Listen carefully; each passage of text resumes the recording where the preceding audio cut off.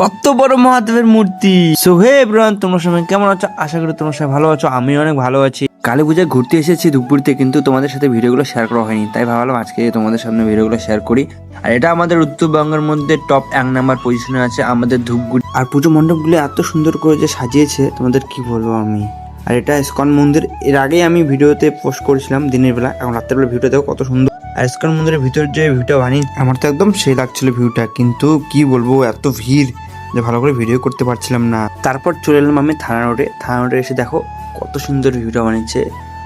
Artist দেখো guys, কি বলবো তোমাদের। আর মায়ের মূর্তিটা কত সুন্দর লাগতেছিল না, জয় মা কালী।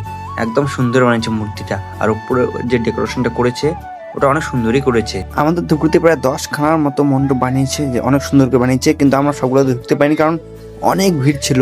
আর বলতো কোন জায়গার ছবি তুলে ধরেছে এটা, যারা মহাদেবের ভক্ত তারাই একমাত্র বলতে পারবে কোথাকার। তারপর আমাদের লাস্ট মণ্ডপে চলে এসলাম হসপিটাল গেটের সামনে। দেখো তোমরা এইখানে ভিউটা একদম লাইটলি করছে। আমাকে তো এটা অনেক ভালো লেগেছে।